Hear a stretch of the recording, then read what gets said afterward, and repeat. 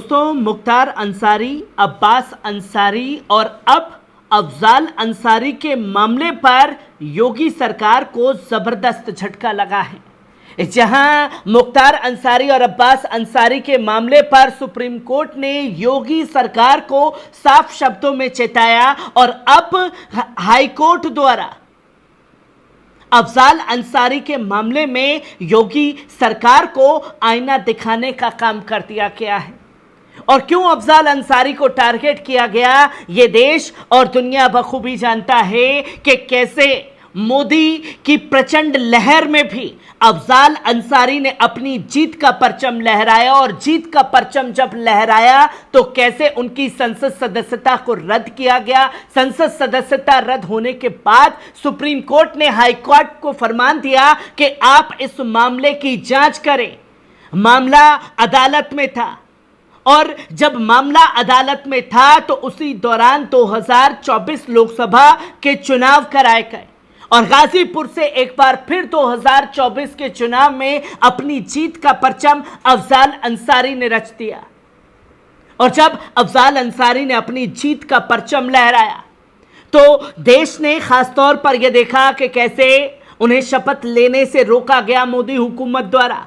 मोदी हुकूमत को कहीं ना कहीं इस चीज का इंतजार था कि अफजाल अंसारी के खिलाफ में फैसला आएगा, पर हुआ अदालत के जरिए उल्टा, जो कि साथ ही साथ योगी हुकूमत हो चाहे मोदी हुकूमत हो वो पूरी की पूरी एक्सपोज हो गई। जहां अदालत में अफजाल अंसारी के वकीलों ने यह साबित कर दिया कि अफजाल अंसारी को फंसाने के लिए ऑर्डर जो है वो ऊपर से आए थे।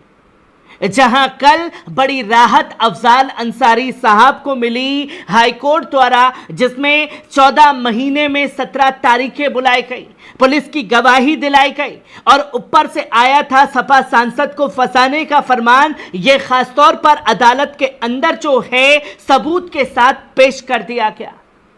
जहां इलाहाबाद हाई कोर्ट ने गाजीपुर से सपा सांसद अफजाल अंसारी के गैंगस्टर मामले में एमपी एमएलए कोर्ट से मिली 4 साल की सजा रद्द कर दी है। हाई कोर्ट ने 17 जुलाई को सुनवाई के बाद 4 जुलाई को फैसला सुरक्षित कर लिया था। इस फैसले से ले सकते हैं प्रदेश सरकार अब सर्वोच्च न्यायालय का दरवाजा खटखटाएगी, जहां ऑलरेडी सर्वोच्च अदालत यानी कि सुप्रीम कोर्ट से मुख्तार अंसारी और अब्बास अंसारी के मामले पर योगी सरकार को झटका लग चुका है।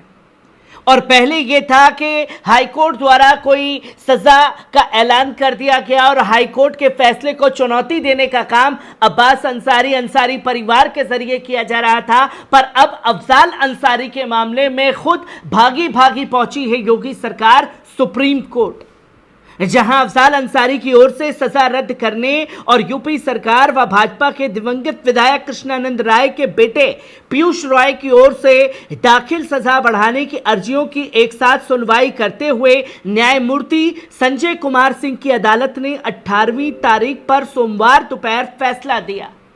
कोर्ट ने 4 साल की सजा की कैद और 1 लाख जुर्माने की सजा रद्द करते हुए सरकार और कृष्णानंद राय के बेटे की अपील को सिरे से खारिज कर दिया। जहां आईना दिखाया गया और यह बताया गया कि भाजपा विधायक कृष्णानंद रॉय हत्याकांड को लेकर गाजीपुर में मोहम्मदाबाद थाने में 2007 में अफजाल अंसारी, मुख्तार अंसारी और उनके बहनोई के खिलाफ गैंगस्टर एक्ट का मुकदमा दर्ज किया गया था। गाजीपुर की एसपी एमएलए कोर्ट ने 29 अप्रैल 2023 को अफजाल अंसारी को दोषी ठहराते हुए 4 साल की कैद और 1 लाख रुपए जुर्माने की सजा सुनाई थी। इसके खिलाफ हाईकोर्ट पहुंचे अफजाल को फौरी जमानत तो मिली, लेकिन सजा पर रोक नहीं लगाई गई। इससे उनकी संसद सदस्यता रद्द हो गई थी, लेकिन इसके बाद सर्वोच्च न्यायालय ने अफजाल की सजा पर रोक लगाते हुए हाईकोर्ट से 30 जून 2024 तक निरस्त करने का आदेश दिया। इस बीच प्रदेश सरकार और कृष्णानंद राय के बेटे पीयूष रॉय ने सजा बढ़ाने को अर्जी दाखिल की। कोर्ट सभी मामलों की सुनवाई एक साथ की। इस बीच आए लोकसभा चुनाव के दौरान कई बार ये बताया गया सजा बहाली पर नामांकन रद्द होने के भय से अफजाल अंसारी ने अपनी बेटी नुसरत का भी नामांकन कराया था। हालांकि बाद में वही चुनाव लड़े और जीते भी, और प्रचंड मोदी की लहर में अपनी जीत का परचम लहराने का काम अफजाल अंसारी ने किया। जहां यह बताया गया कि कैसे 14 महीने के अंदर 17 तारीखें रख दी गई। अफजाल अंसारी ने 29 मई 2023 को हाईकोर्ट में अपील दाखिल की थी। कुल 14 महीने चली सुनवाई के दौरान 17 तारीखें लगी। अफजाल की ओर से वरिष्ठ अधिवक्ता गोपाल स्वरूप चतुर्वेदी, दयाशंकर मिश्रा, उपेंद्र उपाध्याय ने तर्क दिया। कृष्णानंद राय हत्याकांड के कारण गैंगस्टर एक्ट के तहत हुई कार्रवाई असंवैधानिक है, क्योंकि अफजाल कृष्णानंद की हत्याकांड में बरी हो चुके हैं। वही सरकार की ओर से ऊपर पीसी श्रीवास्तव व अपर शासकीय अधिवक्ता जेके उपाध्याय ने दलील दी कि राजनीतिक रसूख और बढ़ती उम्र के आधार पर कम सजा नहीं दी जा सकती। जहां प्रशासन ने सीधे सीधे टारगेट करने की कोशिश की, पर अफजाल अंसारी के वकीलों ने आजादी की लड़ाई में अपने पुरखों के योगदान की दुहाई दी, तो सरकार के वकीलों ने कहा कि कृष्णानंद राय हत्याकांड के बाद भी इलाके में मुख्तार गैंग का आतंक बना हुआ है। अफजाल इस गैंग में सक्रिय सदस्य हैं, जो कि अदालत के अंदर यह सबूत के साथ पेश नहीं कर पाई योगी सरकार के वकील। पर यहां कैसे ऊपर से ऑर्डर आए अफजाल अंसारी को फंसाने के लिए, यह हर एक सबूत जो है वो कोर्ट के समक्ष रख दिए गए। जहां बचाव पक्ष के वकीलों का दावा है कि 5 बार विधायक और 2 बार सांसद रहे अफजाल राजनीतिक षड्यंत्र का शिकार बनाया गया है। दलील दी थी कि तत्कालीन थाना प्रभारी और विवेचक ने अपनी गवाही में कहा था कि गैंगस्टर की कार्रवाई सुनी सुनाई बातों के आधार पर की गई थी। आम जनता ने कभी भी कोई शिकायत दर्ज नहीं कराई थी।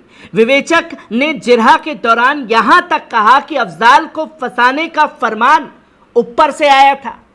जाहिर सी बात है कि वो उगाही करेगा, आम जनता को परेशान करेगा, पर जनता की तरफ से एक भी कंप्लेन थाने के अंदर अफजाल अंसारी के खिलाफ दर्ज ही नहीं की गई। कृष्णानंद राय के बेटे के कहने पर इसको एफआईआर की जाती है। एफआईआर के बाद में अफजाल अंसारी के ऊपर कार्रवाई की जाती है।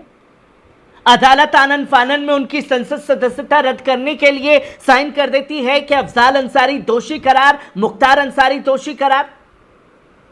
पर जब सुप्रीम कोर्ट की फटकार निचली अदालत को लगती है, तो निचली अदालतों को भी फैसला लेने के लिए मजबूर होना पड़ता है और कहना पड़ता है कि जो सजा दी गई थी उसे पूरी तरीके से रद्द किया जा रहा है। एक बड़ी राहत और बड़ी जीत इस बीच अंसारी परिवार की लगातार कोर्ट में देखने को मिल रही है।